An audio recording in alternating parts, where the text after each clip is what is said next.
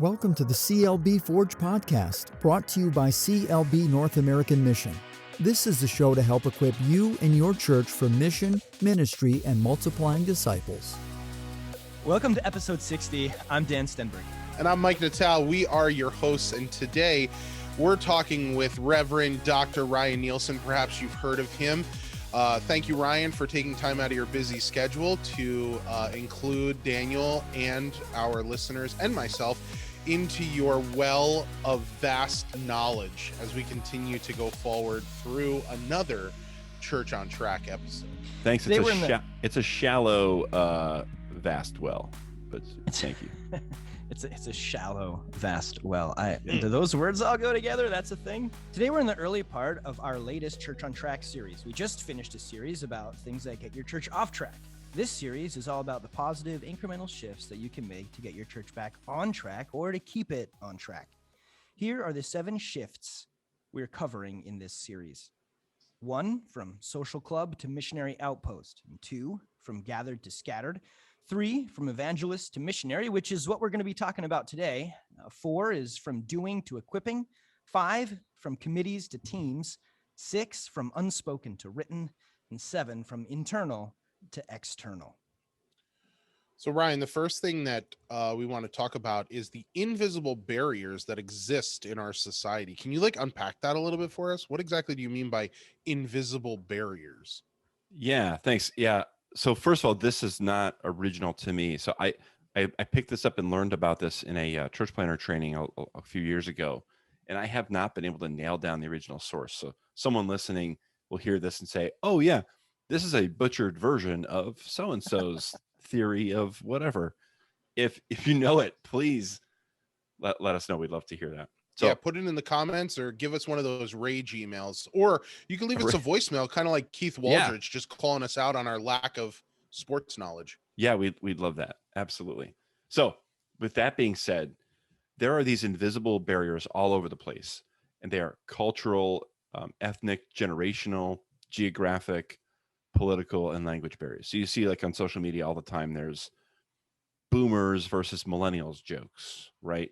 Where there's this kind of antagonism between these two different generations. That's an example of there's a generational barrier there that leads these two generational groups in funny stereotypical ways to not really get each other, or to be frustrated with each other, that they think and act differently. And that's kind of at the root of all that humor.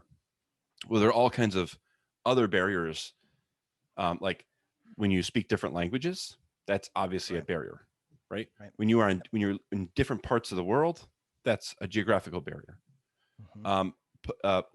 As we've seen recently in the last few years, politics can at times create a barrier where, especially we live in a time right now where we have two big political groups that don't understand each other and communicate very differently, and they have difficulty understanding each other. So that happens in all kinds of different ways. And each of these things is a sort of a barrier that makes it challenging or difficult to understand one another. Right. So what do these barriers have to do with the shift from evangelist to missionary that we're talking about today? Yeah. Well, evangelism, when you think about the barriers, right? Evangelism is the communication of the gospel to people on your side of all these barriers. Okay. So wherever your cultural, generational, political, geographical, if you kind of look at those as like bubbles or circles, the people that you're communicating to inside, you would be doing evangelism. So that's sharing the gospel, and you don't have to change your language. You don't have to travel to a different place. It is people who understand the same concepts that you do. That would be evangelism. Missionary work, and missionary means sent one. Missionary work is when you are sent across one or more of these barriers. So in North America, it's been common to think about our work of spreading the gospel as primarily evangelism, that we're mainly sharing the gospel with people who are very much like us. But that circle in which we can do this, share the gospel without encountering any of these barriers. If that's a circle, I'm not really making a circle with my hands, am I? Not even No, close, not dude. even That's close. no. I mean, like Okay. if you want to make one, you can just do this. But ultimately, what's important to remember is that our guests really can't, or our listeners Our poor probably podcast can't listeners. even see this, Yeah. and so you Okay. just got to explain it to them. So that the circle in which we can just share the gospel without crossing any barriers, that circle is shrinking rapidly, and it gets smaller and smaller all the time. And for like really good, exciting reasons. We live in an amazingly diverse place that grows more and more diverse all the time. God is bringing people from all over the world to North America. And as our listeners, we probably have all kinds of different opinions about that. It affects us different ways, and there you can have all kinds of strong opinions about how that makes you feel. But as Christians, as disciples of Jesus, that's an incredibly exciting, remarkable, positive thing that God is bringing people to us, to North America, from all over the world, for one thing. Another thing is that just different cultural groups that have been in our country for a long time are moving around and locating to new areas, and so we're much more likely to encounter a more diverse population, and that is really a wonderful, good, and exciting thing. It can be scary, it can feel strange as we realize that things are changing, and unfortunately sometimes it gets preached that way in church, like, Yep. oh, everything is, changing, things aren't the same anymore, and maybe some negative aspects of that are highlighted. But really at the root of this, God is doing something remarkable in the world right now, and it means that we have new exciting opportunities to share the gospel, but it's got to happen in a different way. So um, when we let our communication of the gospel remain in our culture, in our language, lined up with our preferences, we expect people to cross those barriers to hear what we have to say about the gospel. So we're unintentionally telling people, think about it. Okay, people who don't know the gospel, we want you to change how you talk, change how you dress, the music you like to listen to, the rhythms of your week. And we want you to come into a building that's unfamiliar at a time that's probably inconvenient for you. And then we will tell you the gospel. And in reality, we more and more need to think of ourselves as missionaries, that we are called to be ones to cross over these invisible barriers and learn about the people in our communities and our neighborhoods and our workplaces. You So guys in have that any? instance, yeah, I mean, I was going to say, so in that instance, you're asking the people who you're trying to reach to be the missionary as opposed to you. Yeah, You are chances. no longer the missionary. You're expecting them to cross those lines and come to you. Yeah, absolutely. And here's a barrier. Like, and this is one of the biggest barriers we have to deal with. If you were raised in the church, and if you weren't, there is likely a cultural barrier there.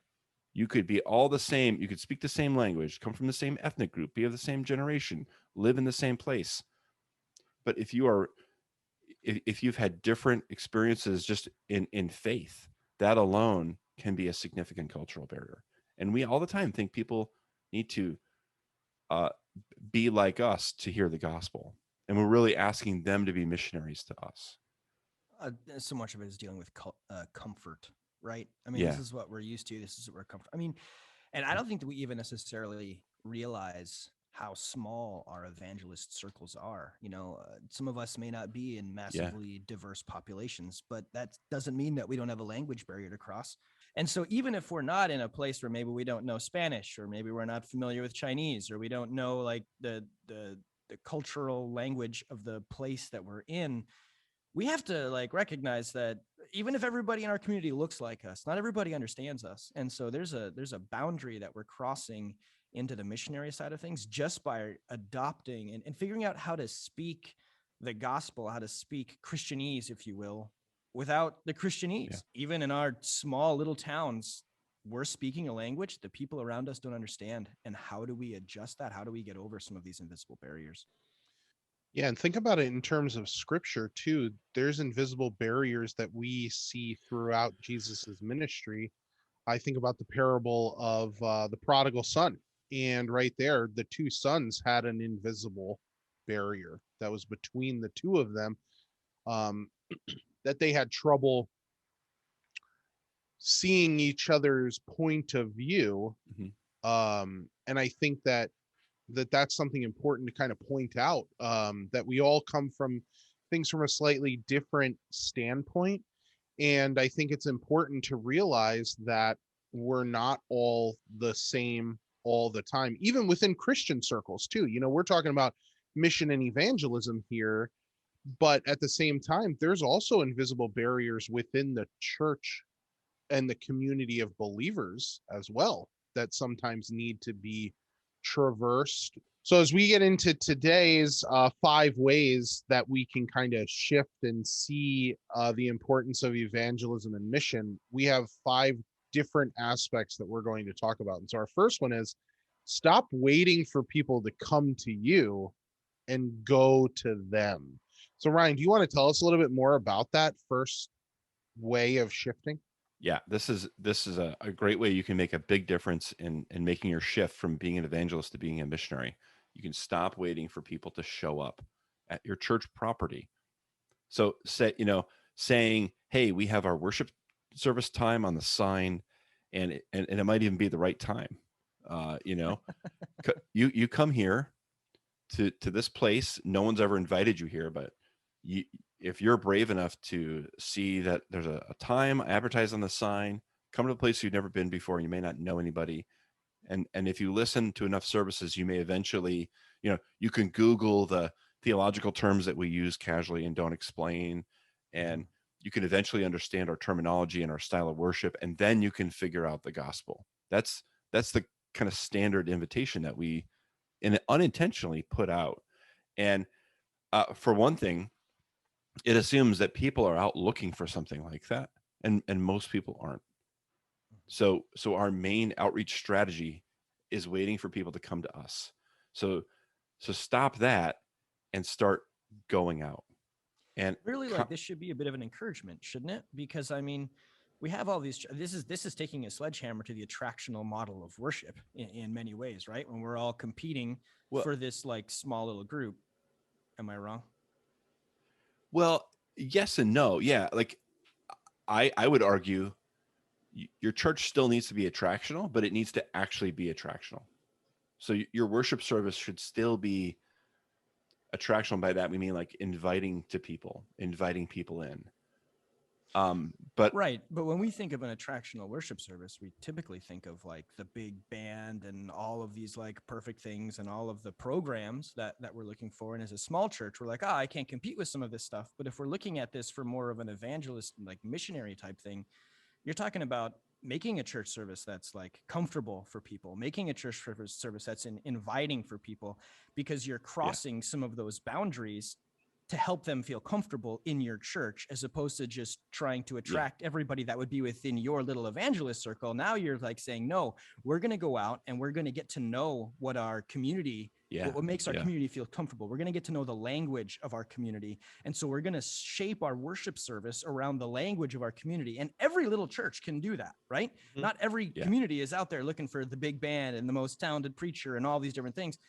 Most of our people are just wanting someone to care about them. And if your church isn't able to care about the people in their community, maybe you shouldn't be a church, right? Like that's part of what we're called to do. That's a big part of it. And so as I think about this evangelist and missionary dichotomy of these two different things, it's encouraging for me as a pastor of a small church to recognize that if I am able to parse the language of my community, if I'm able to go to them, I'm not expecting them to just come to me, right?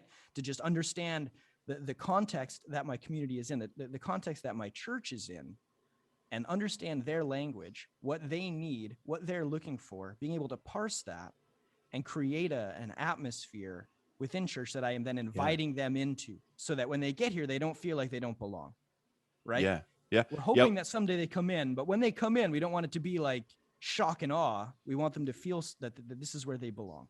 Yeah, we'll come back to that. Absolutely. But yeah, I think if you're feeling insecure about your building, or like, there are things that you need to address, or things are not the way you would want them to be. Like, this is really a huge relief to know that the most important place where you're going to first communicate the gospel, the the most important place where you're going to first communicate the gospel is out in your community. It's not inside that building. It's in your neighborhood, in your house, in your Right. backyard, in community gathering places. That's where you're most likely to have conversations about the gospel. That's where you can start meeting people in your world and asking questions and listening. Yeah, so literally go and talk to people out and around the community, out and around the town. And what's really cool is that seems to spur on the people who are already in your church.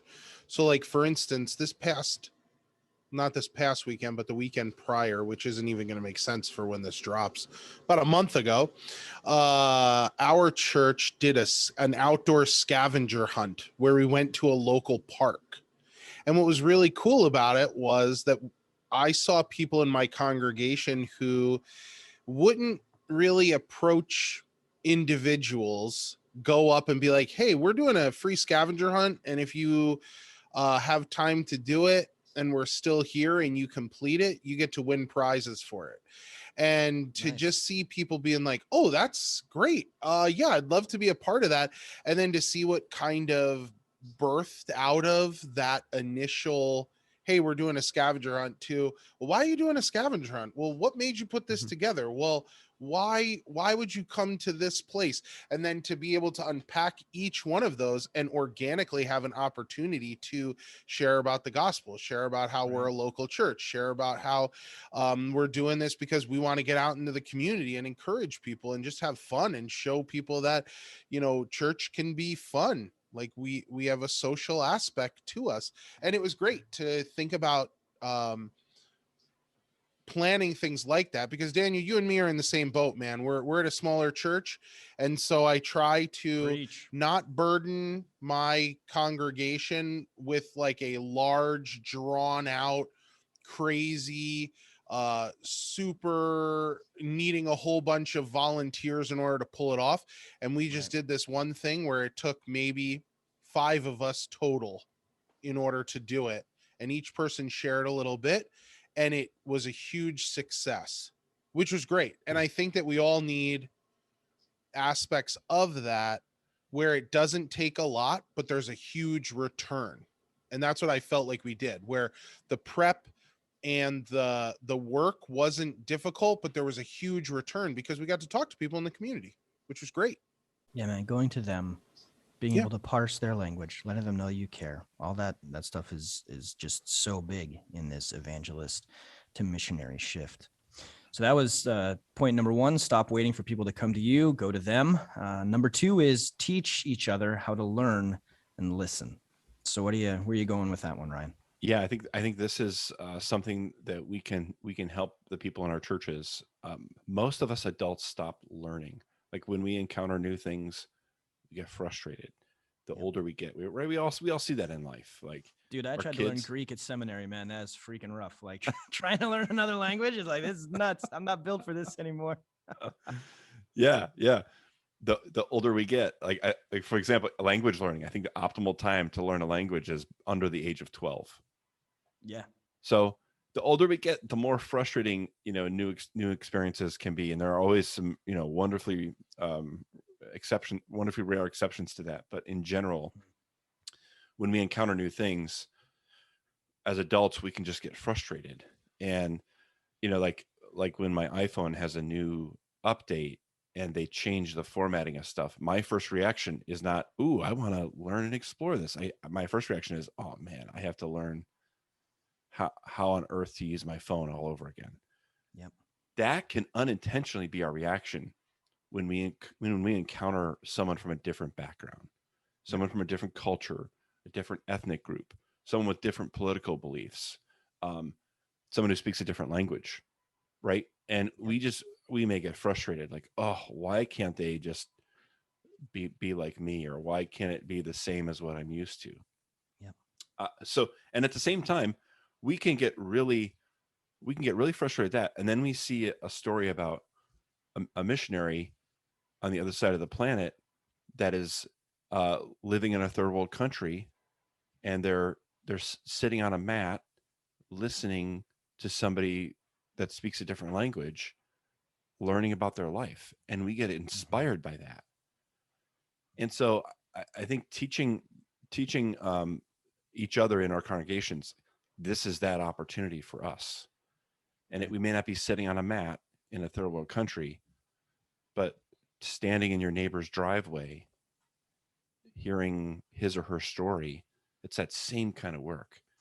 So much of that is like built up on the expectation, right? Like when you're going to be a missionary, that's the expectation. Like this is what you've trained Yeah. yourself into is I'm going to go and this is my life now.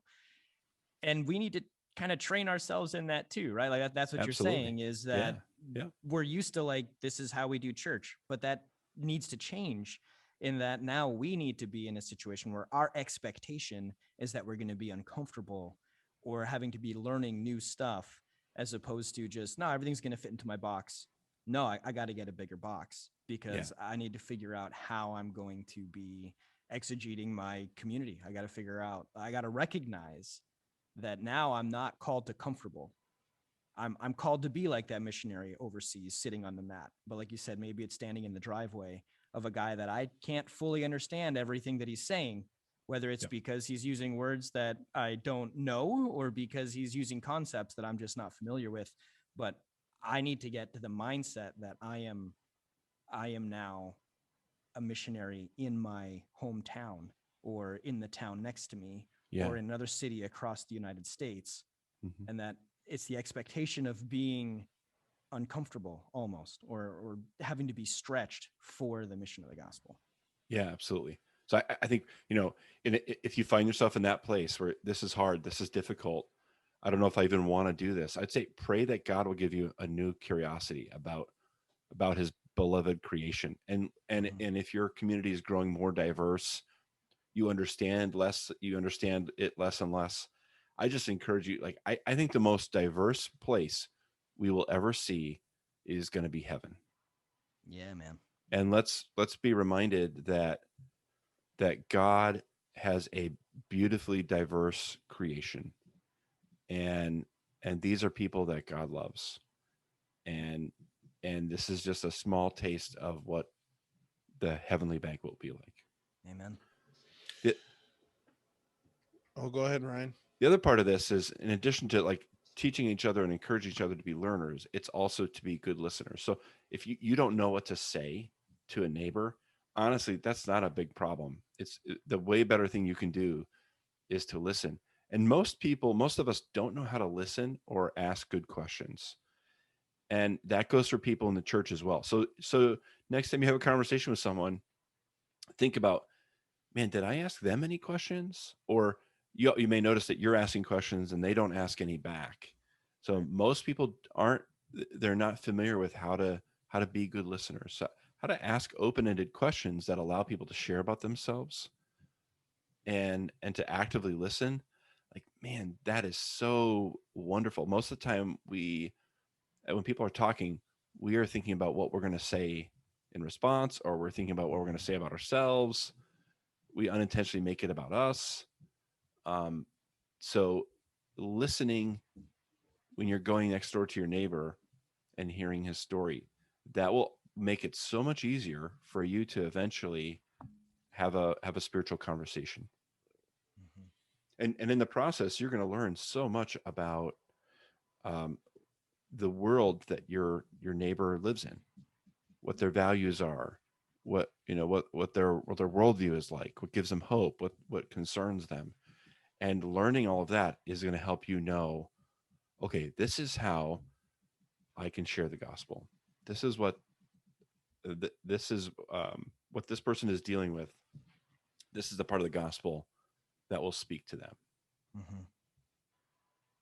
Yeah, and I think that God gives us the opportunities to do that as we listen and as we learn from people as well. And I think that that's where the adaptability of the gospel comes from, is that as we listen and learn, the adaptation and how we share the gospel might be different but the gospel itself is the same every time.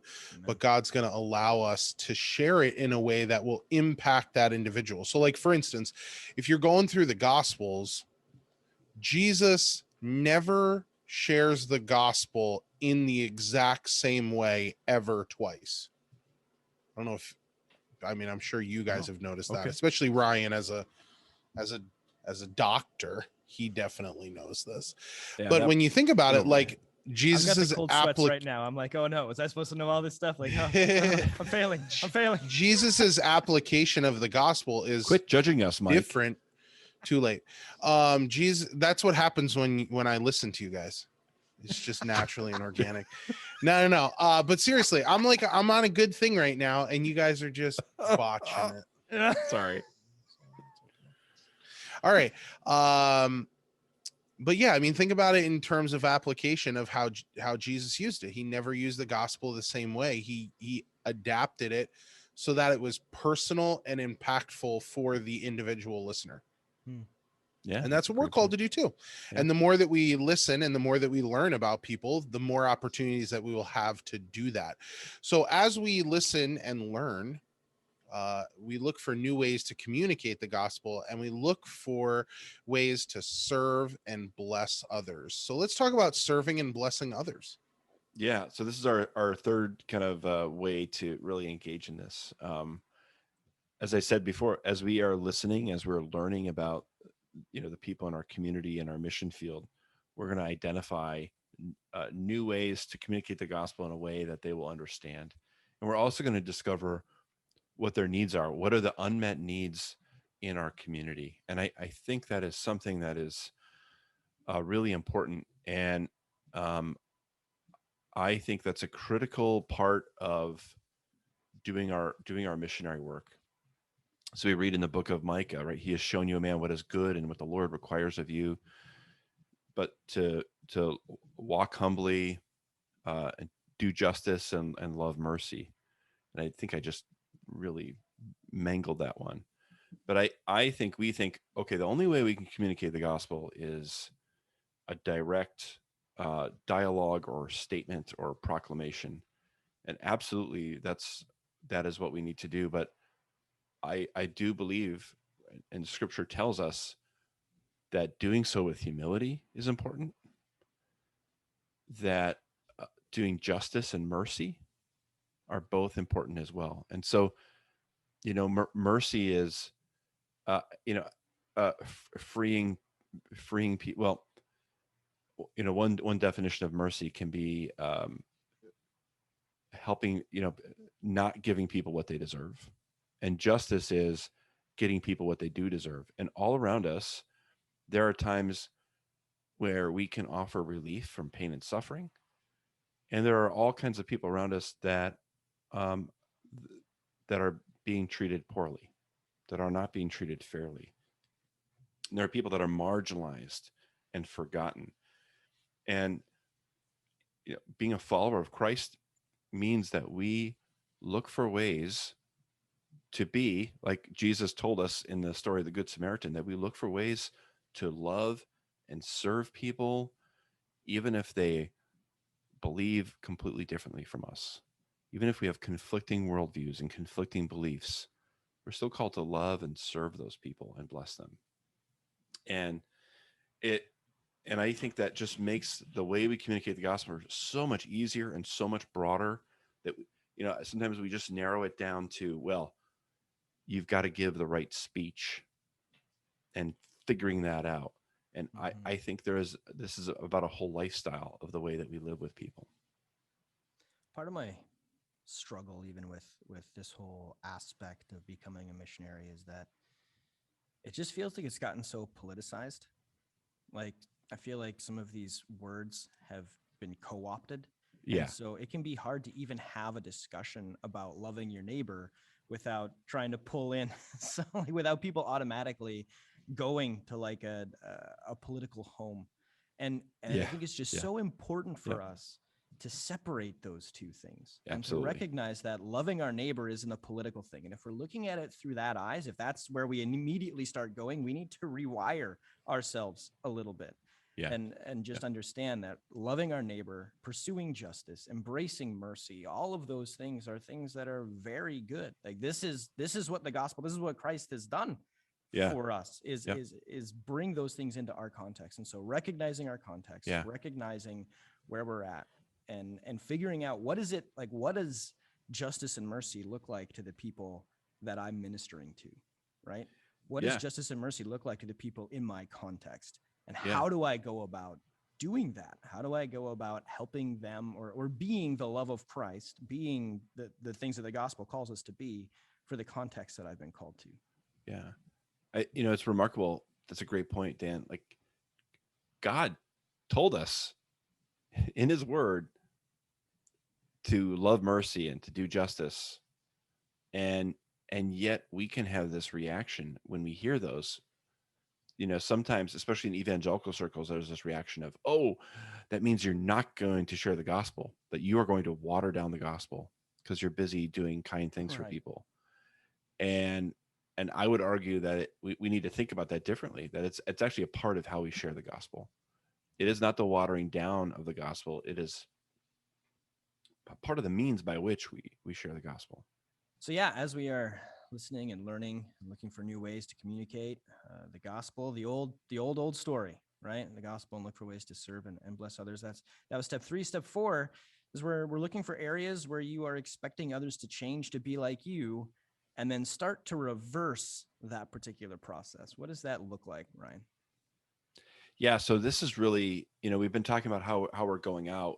This one has a lot to do with what is happening at our church, like at our facility, what's happening at our building, what's happening in our worship service, what's happening in our programs and ministries. So, and I'm not talking about theology, right? That's something we do not change. We do not change our beliefs.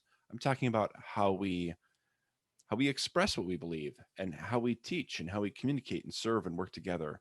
Those things gradually need to shift and change over time so that we can communicate effectively with people. But sometimes, and maybe oftentimes, they don't. So I'm talking about the words we use, the way that we dress, how we sing, the time that we meet, where we gather, how we do discipleship.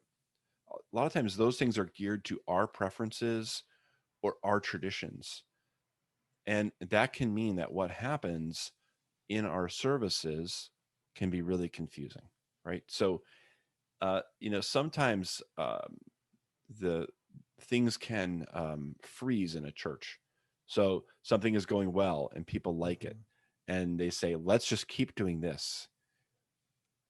And at one point that communicated well with the community, but then when you kind of lock into a certain style of worship, you lock into a certain kind of dress code, you can start to shift further and further away from, values that the community holds without even knowing it. And then it can be like someone coming to your church, it can feel like they are stepping into a time machine, that the paint on the walls, the carpet on the floor, the music that's being heard, the language, the vocabulary and terminology that's being used, that those are all things that we don't normally engage in our everyday life.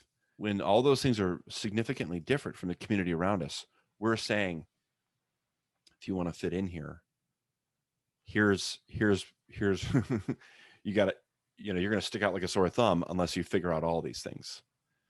Yeah, you can help with this a little bit. If there are things you can't change about your church community, you can always put them on your website, like a what to expect. Like, hey, this is just, this is people arrive at this time, and these are the things we do in our service and why. And people will sometimes hang out for a few minutes afterwards to talk. Like even that alone can give people an idea of what to expect. And I think that's really good. But I'd say take a good hard look at what you are doing. And if someone came in off the street that's not a believer, that's never been in a church before, what things would be confusing?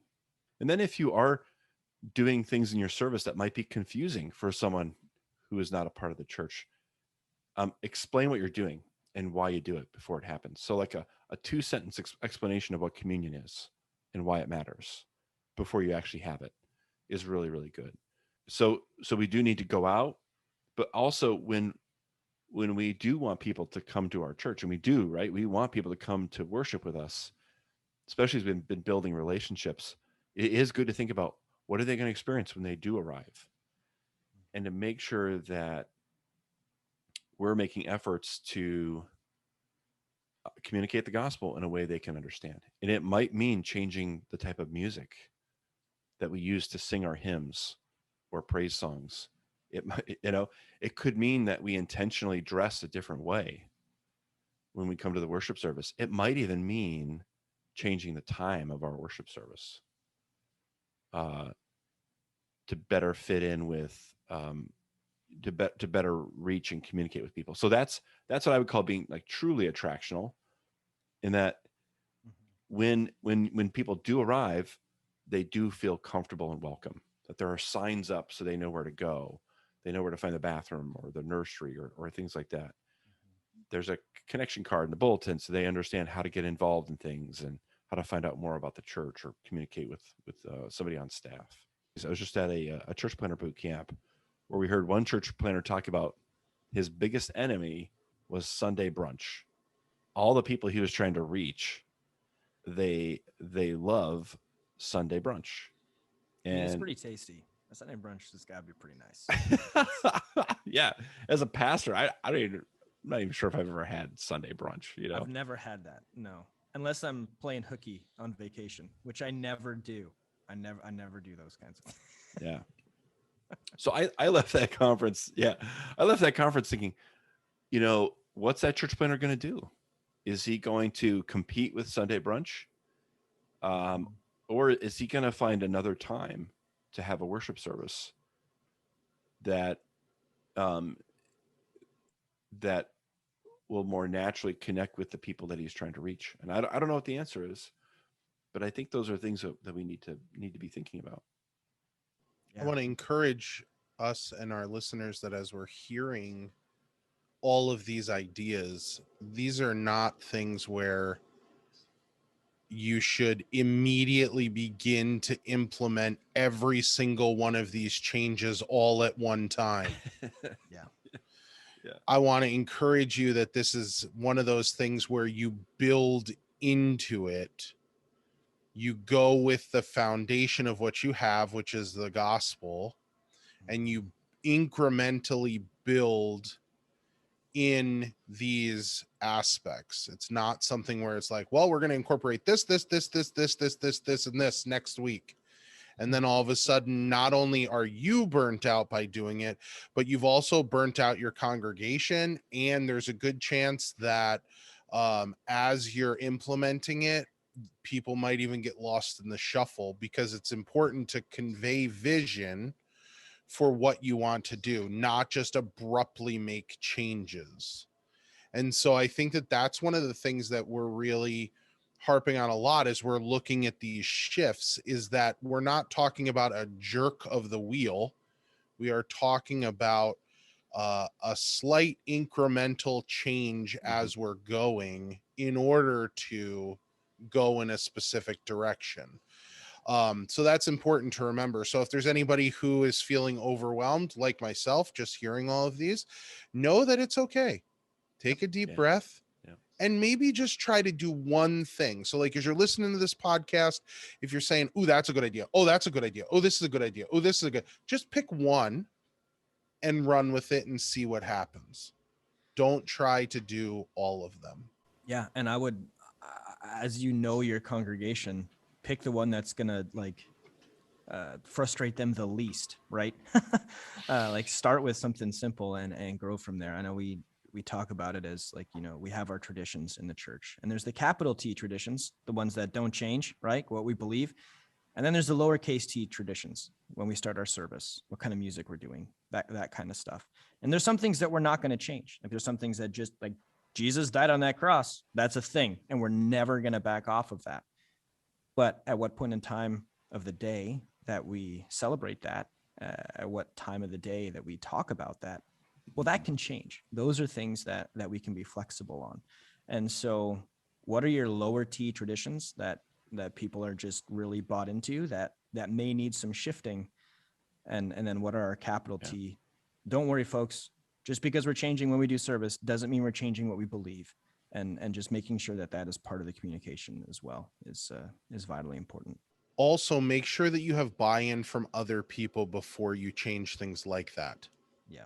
Like changing a worship time is fine because it's a little T, but you changing the worship time without letting your elder board know or without appropriately talking to your church council probably isn't the best idea. It's just because pastor wants to sleep in. This is Right. why we're doing this. Yeah. Yeah, I think a major change like that, there's a whole process you want to go through before you do something like that. But I mean, it's just interesting to think about. Like 30% of Americans work on Sundays, so our main gathering time, a third of the population can't attend. Right.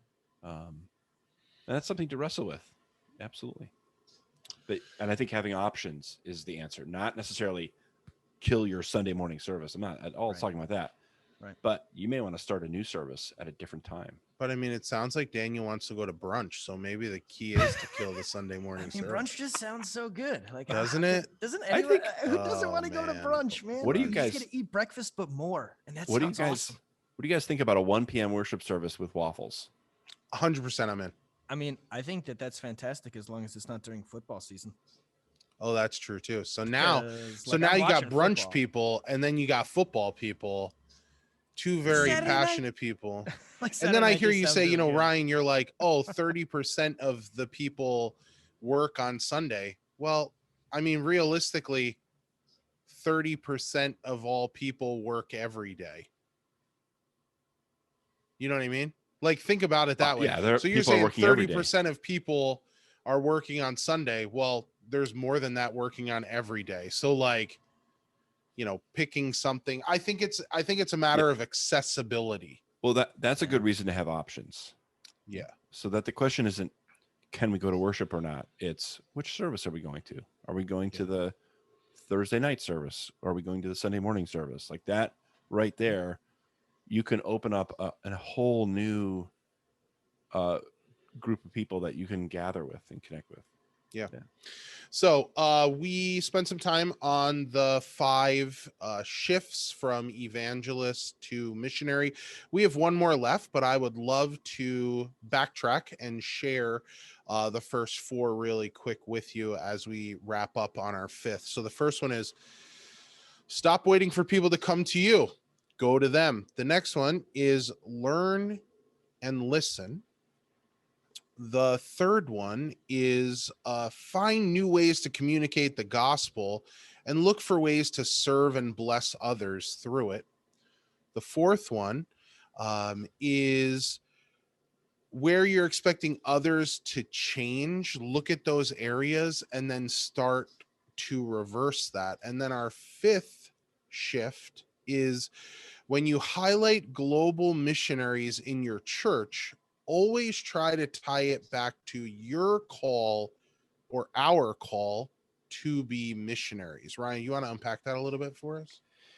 Yeah, I think, especially in our church body, people really get passionate about supporting global mission work and being involved in it and hearing about it and seeing it visualized in photos and videos and hearing stories about it.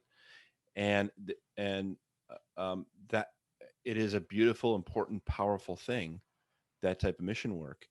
And so we should harness the opportunity that presents to communicate to our own congregants how we also have a calling to be missionaries, to look at what they're doing in another country and say, this thing that may seem very foreign or exotic or unique or very, very special, this is also what we are to do as well. That we are tying it back and reminding people that this is also the calling that God has for us. We're not necessarily crossing as many barriers as those global missionaries are, but we do have barriers in our community that we need to cross and do that kind of mission work. And I think helping people relate to that missionary calling, using those wonderful experiences and things that people really highly value, is a great way to do that. And I think it also helps avoid that we have a complacency too, where we might in the back of our minds be thinking, well, there's other churches. Even if we don't do a good job sharing the gospel, there's another church that will. I mean, no, we're being disobedient to the Great Commission when we think and act that way. And so putting that in front of people, man, I think it's exciting, it's empowering, and it can help people understand the calling that God has on their lives.